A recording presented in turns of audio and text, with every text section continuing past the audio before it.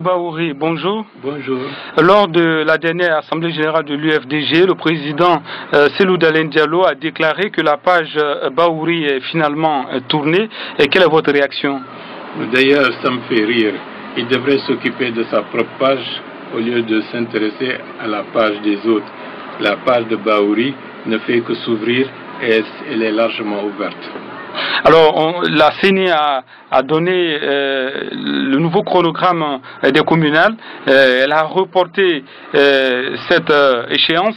On quitte le premier trimestre du premier trimestre 2016 au plus tard 30 juin pour le mois d'octobre 2016. Comment vous percevez ce report des communales? Pour moi, c'est une grande aubaine parce que ça me permettra à l'UFDG de régler le plus rapidement possible ses problèmes de gouvernance et faire émerger une autre gouvernance qui prend en compte une volonté générale et une volonté profonde de changement. Parce que, à mon niveau, je rêve de faire émerger une nouvelle génération d'hommes et de femmes politiques qui prendront les destinées de leur collectivité entre les mains. Des propositions existent, des propositions innovantes et des propositions qui permettront de faire que les forces vives de toutes les collectivités où l'UFDG a une influence profonde puissent changer le plus rapidement possible de la manière la plus démocratique et la plus large pour régler les problèmes économiques, pour impliquer des hommes et des femmes qui sont de ces collectivités, qui sont à l'extérieur, pour qu'il y ait un supplément de ressources financières pour les collectivités à l'intérieur du pays et permettre un plan de développement qui vont aplanir les disparités sociales pour faciliter une réconciliation en profondeur entre des hommes et des femmes qui appartiennent au même terroir, qui sont liés à un destin collectif unique, parce que de ce point de vue, il y a beaucoup de choses à faire, surtout dans certaines régions où vous avez des très pauvres et des très riches. Il faut que la commune, à travers de nouveaux élus, puisse permettre d'aller dans le sens de la solidarité, dans le sens, disons, de la mobilisation de ressources pour que les plans de développement puissent tenir compte de cette volonté d'égalité, de cette volonté de lutte contre la pauvreté. Et à partir de là, je suis sûr qu'une réconciliation effective va se faire dans nos différentes collectivités parce que notre pays en a besoin et surtout l'UFDG en a fortement besoin pour revaloriser son action et pour s'enraciner dans une institutionnalisation du parti pour une très longue durée.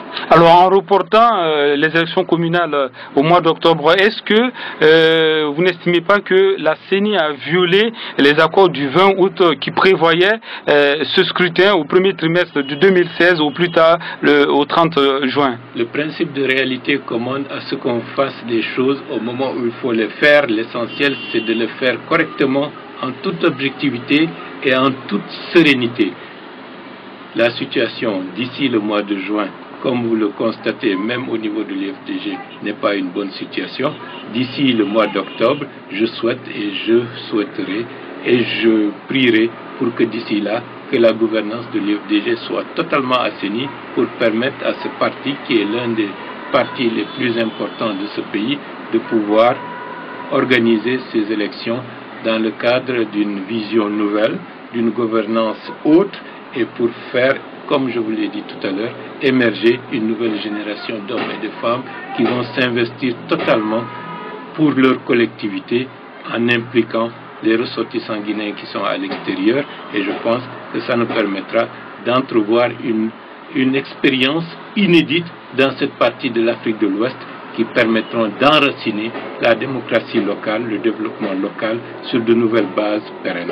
Alors, dernière question, M. Baouri. L'UFDG, l'opposition républicaine menace de reprendre les manifestations de rue pour revendiquer notamment 2 points, à savoir la restructuration de la CENI et puis la demande de la baisse du prix du carburant à la pompe. Comment vous voyez cette menace? Est-ce que ça pourra aboutir à quelque chose de potable pour la population? Non, je pense qu'il faut rendre à César ce qui appartient à César. La question des salaires, la question des prix relève directement de la compétence des syndicats. La question où les partis peuvent donner leur avis, donner leurs conseils, apporter leurs réflexions. Cela est valable pour n'importe quel aspect de la vie socio-économique du pays. Mais s'insurger, prendre le rôle des syndicats, ça c'est ouvrir une brèche dans un dispositif institutionnel qui n'est pas le leur. Ça c'est un. Deuxièmement, je pense que la situation est aujourd'hui telle qu'il faut demander une meilleure capacité de réflexion, de sérénité et de recul pour faire le point de stratégies qui n'ont pas pu faire prospérer la démocratie et qui ont créé beaucoup plus de goulots d'étranglement. Ceux-là qui lancent ces appels devraient y réfléchir à 2 fois avant de s'engager dans cette voie, parce qu'il faut qu'ils apprennent à convaincre la population, et je pense que la population est devenue plus exigeante, plus instruite, plus formée et plus à cœur d'avoir des solutions pragmatiques au lieu des déclarations à l'emporte-pièce qui risquent d'être sans lendemain avec tout ce que vous savez de ce qu'il y a eu par le passé. Donc pour vous, pour le moment, les manifestations ne sont pas la solution?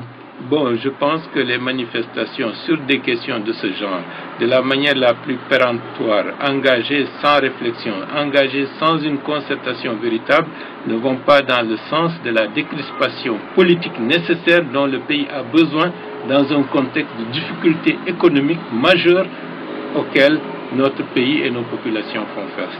Monsieur Bahouri, merci d'avoir répondu à nos questions. Merci bien.